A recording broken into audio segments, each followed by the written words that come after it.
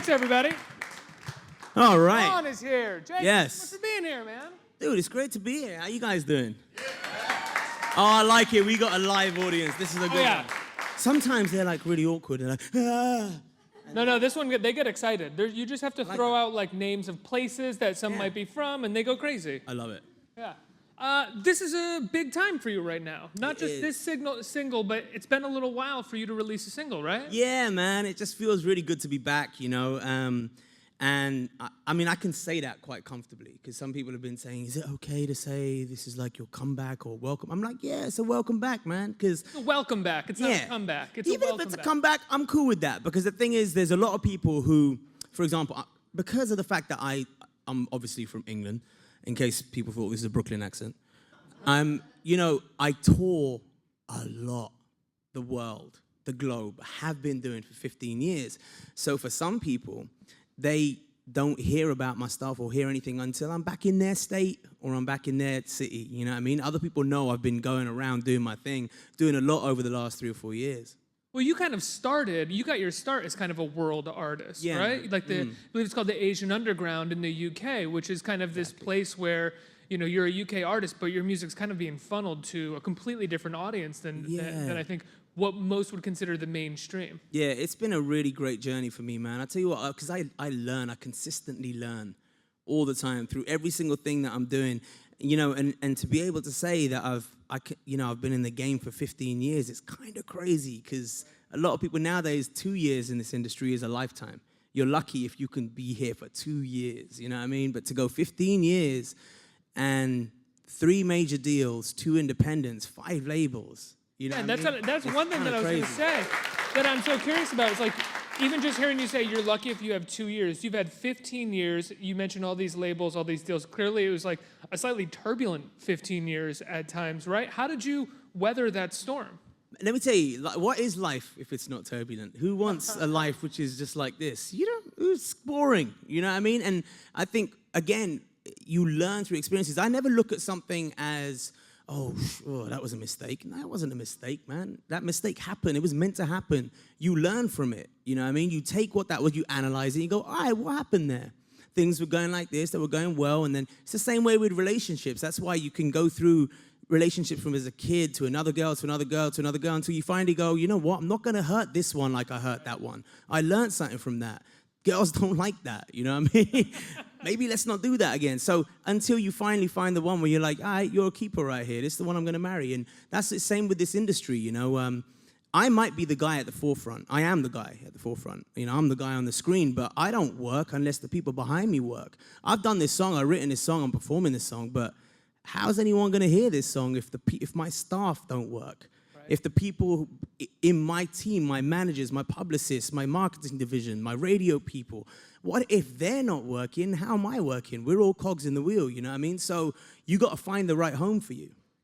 Would you say that that's the greatest lesson you've learned these last 15 years, is finding the right home? People, finding the right people, just your right team, energies, people who, you know, I've seen too many people in this industry, man, surrounded by yes men, and it's dangerous. It can make you feel like a star, absolutely. Oh, man, I love everything. Oh, man, the shoes, woo! But then they're like, why is he wearing those shoes? Tell him to take those shoes off. I don't like those shoes. Tell me then. You know what I mean? So I've always said I surround myself with yes men. And not with, I refuse to surround myself with yes men. You know, and not only does it make you a greater artist, I think, because you are able to take on people's criticism, it makes you a better human being. Because, yeah, I'm a celebrity, but I'm not better than or more important than another person, than a doctor or a lawyer or an engineer or the people who are putting this show together. You know what I mean? It's like you got to have a level of humility, and the only way that you can become like that is if people aren't gassing you up all the time. You know what I mean? And you need people like that around you so that you're consistently motivated. You know what I mean? And you have a respect for other people and the work that they're putting in. Because they could stop working, and they'd be like, I really don't like Jay Sean as an artist, man. I don't think I'm going to work on his project as much as I'd like to. And that's a dangerous thing too, you know? Did you ever have a moment in the last 15 years where humility kicked in or it came back for you? In the sense that everybody, when they have a little bit of success, I think as a celebrity or even just anywhere, you get a little ego. Of course you do. And then something checks it back in and you go, oh, that ego wasn't necessary. I would be lying if I said at one point I didn't get a little gassed and be like, oh my God, all this attention is amazing. But hey, I was a kid, man, you know what I mean? I was 20 years old, and a 20-year-old guy getting tons of attention, especially from girls. Let's be honest. Some of my friends, if they have 2 girls talk to them at a bar, can't stop talking about it for a month. You know what I mean? And yet, I was a 20-year-old guy, and I'm going out there, and there's hundreds, if not thousands, of girls who are screaming, and just the girl thing alone can make a guy's head go like this. Then let alone just like the money and the fame and the blah, blah, blah. So for a minute, I was like, this is fun. But like I said, I never lost touch with like my best friends or whoever it was who would stop me and check me and go, yo, bro, like, you're kind of like changing in a way that's not cool. You know what I mean? And I had that, but real early, I nipped it in the bud. And from then on, I was all right. And I'll never forget this.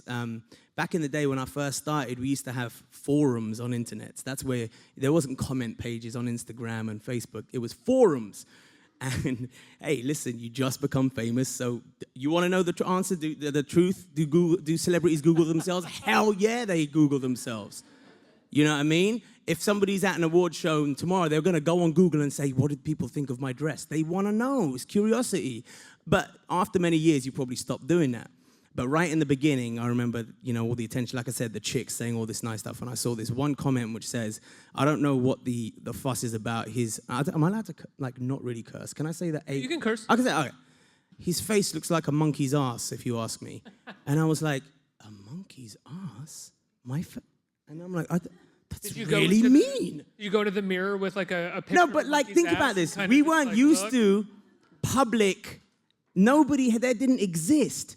Public stuff, public insults. Right. You know what I mean? You might have a fight with someone like, oh, your face looks like a monkey's ass. But somebody who I did nothing wrong to say that, I was like, what did I do to you? I did nothing to you. But then that's when I started understanding, you can't take all the great stuff on if you can't take all the crap. You got to take the crap too, because that's when you balance it out, you know what I mean? And eventually now I just got to the point where it's like water off a duck's back. I don't even care. I don't give 2 shits what anyone thinks about me at all. Did you have a moment? It's such an interesting thing, I think, for celebrities to realize as well that people don't think of you as human anymore at a certain point. The fact, like you said, someone just is like, I'm going to say that his face looks like a monkey's ass. Because you're in the public eye, there is a group of people or a section of people in the world, a population, that just don't think that you're human anymore because you decided, quote unquote, to be in the public eye. Right. Absolutely. It kind of brings, it is just weird. I mean, and look, and it's more, it might have been more weird when I first started because back then, to be a celebrity, you had to actually have a talent of which was kind of noteworthy. Whether you had to be exceptional at something, whether it was you're an athlete or whether you're an actor or a singer, you had to be kind of better than most people in order to get to the level where someone puts you up there, right? Now, what's happened is, fame, social media and all this stuff, we all know this. Anyone who's got more than 1,000, 2,000, 3,000, 4,000 followers on there suddenly is a local celebrity. And they're like, I'm Insta-famous. Oh, I got 100,000, I'm Insta-famous. And they're doing endorsement deals and they're doing this and that. So guess what? They're famous too now. You know what I mean? Whether that talent, whether it might be, they're a fitness model and stuff, fine, you put some work into that. But sometimes it's just like you happen to have a pretty face. So you got dudes who are following you because you're a hot chick. And then you got other chicks who are following you because they're like, damn, why this girl got so many followers? What's she wearing? Oh, I like those shoes. So before you know it, you're famous. But what did you do? You know what I mean? And so, what happens is that's why I don't take fame that seriously anymore. Because it's okay, man. It's like, it's all right. If you're on TV or you're on radio and your magazines, people see your face enough, you're famous. The most famous people nowadays, to me, if you ask me, are the YouTubers and stuff like that. Because these kids, they're going on there voluntarily watching their videos every day, not forced to watch it. Right. And that's kind of like, a lot of people don't get the YouTube fame. I get it now. And now, after 15 years learning this, sort of dealing with the labels, what did you want to bring into your first single, Coming Back? Not a comeback, but Coming Back. Yeah. What was your philosophy going into it? I didn't think, that's the thing. I never really think when it comes to, I go with feeling, you know what I mean? And of course, I've got hundreds of songs that I've written in the last 2 or 3 years since I've been between labels, because obviously I was with Cash Money. I'm not with Cash Money anymore. I'm with Sony. And in that time, there were hundreds of songs that I wrote. So I was like, damn, man, if this is going to be the first thing I kind of come back with, what impression do I want to give? What feeling do I want the fans to have? And I just went with something that felt right and organic and real to me. And at the time, this song, I had done this 8 months ago. This reggae influence didn't exist on the radio back then. There was kind of one song. There was like maybe the Major Lazer record. And it was kind of fresh. And I was like, yo, this is a nice feeling. Because I grew up with a lot of reggae. Growing up in London, we have a huge Caribbean influence. So I had a lot of reggae influence, pop and R&B, which is what I do best. And I put them all together on this song. And I was like, I'm going to give them this, man, because this is actually me, my history, my past, my roots. And it feels like a song that couldn't be sung by, I'm not saying it couldn't be. There's a lot of songs where this is just a hit record. It could be sung by any male vocalist, and it's probably still going to be a smash. I wanted a song that says, that sounds like Jay Sean. Yeah. And that was very important for me. And how did you go about getting Sean Paul involved? Man, that was as lucky as, I'm lucky to say that's simple as a phone call, you know what I mean? Sean's my boy. I've known him for years now, since we did, do you remember? We've been really good friends, toured together the world, partied together, had fun, had jokes. So now it's just like I called him up and I was like, yo, and we talked about everything but music for the longest time. Then I called him up, I was like, yo, Sean, I just did a mad one, bro. I'm telling you right now, I think you're going to like this one and I'd love for us to do it again. He's like, send me the song. So I sent him it, he called me straight back and he was like, hey, brother, yo, Medan, this is a hit, man. This is a smash, me brother. And I was like, yes, thank you, Sean Paul. It was just like one of those moments where it's like, did that just happen? Another artist got that excited about a song that wasn't even his? That's kind of magic. That's kind of special. What was it like in that 3 years where you said you were writing hundreds of songs, 200 or 300 songs you had essentially written? Did you ever feel like they might not ever see the light of day as you were like in between labels? Listen, man, yeah, there's a lot that got lost. There was a lot of great stuff that I did, unfortunately, which will never get released, you know what I mean? Just legally. But I did. It'll never get released? Sorry to interrupt. You did stuff that'll never get released? Yeah, absolutely. Is that a normal occurrence, a regular occurrence for a lot of artists? Absolutely. Let me just like spit some knowledge for you guys real quick, because I'm all about honesty. When you have a favorite artist, or just any one of your artists that you like, and you just don't hear from them for a while, it's not because they died, which is what a lot of people think. I haven't heard from. Did they die? Like, this is what people seem to think. They didn't die. Like, there's a reason why their music's not being heard anymore. There's probably 2 or 3 reasons. Number one is they're touring heavy. They're going around the world. Takes a long time to go around the world and put on a tour. So in that time, you got to find studio time. Studio time to write an album can take you a year, 2, 3. It could be 3 years before you hear another song from them. Justin Timberlake, classic example. Went and did movies. Came back after 6 years and like, here you go. You know what I mean? But he was doing something in that time. Or you're in a legal mess and you can't legally at that time talk about it. That's it. So I used to get interviewed and people would, of course, they want to be like, yo, when can we hear your new song? And I can't say, yo, I've got problems right now in my label, because if I say that, I'll put myself in a situation where, you know how it goes, it's just legal, you can't talk about it. So that's what normally is the reason why you don't hear from an artist for a while.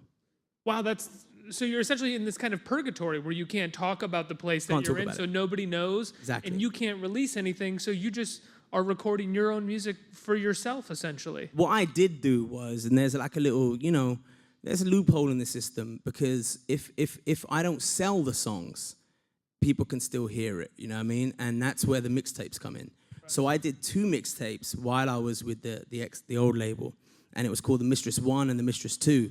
And that, for me, was my gift, as it were, to the fans to kind of say, look, man, I know it's been a minute.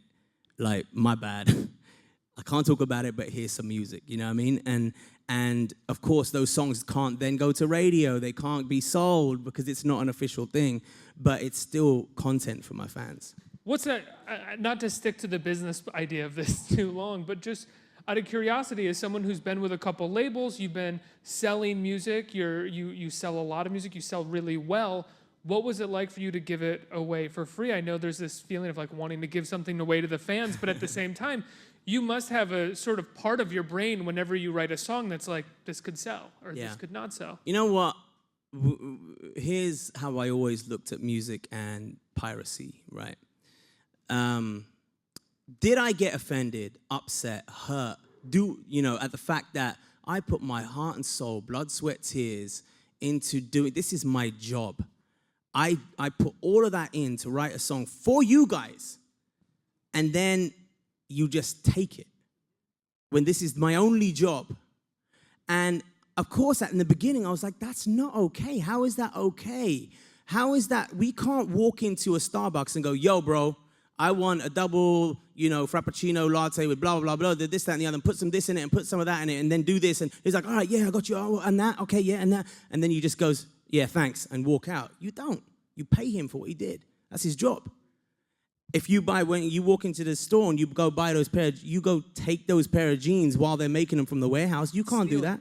It's stealing. We say that about everything else apart from music. But then I thought about it and I was like, hold on a second though, man.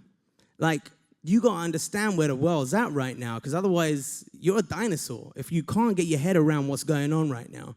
If I'm drinking this mug of water right here, but if you were like, hey, bro, didn't want to tell you, but if you take a sip of that while you're on stage, it's going to be like $1.99.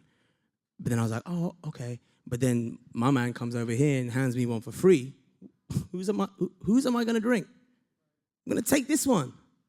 So ever since the beginning of time for these new generation of kids, music has been free. The concept of asking them to pay for it is bizarre to them. They're like, what do you mean pay for music, man? I just went onto a site and got it my whole life. So that's where it's at right now, and it's okay. You have to let it go at some point. You have to let it go. All I say is to my fans is, as long as you still, can I say the F word? Yeah. As long as you still fuck with me, you know what I'm saying? I'm cool with that. Take my music, it's free. But if you're proud of listening to Jay Sean, I'm good with that. All right. Let's open it up to the audience here for questions. Who has a question? Hey, John. Hey, Jay. Awesome. Sorry. That's probably the most awkward start ever. You're going to tell all your friends about that. I'm so sorry. I called him John.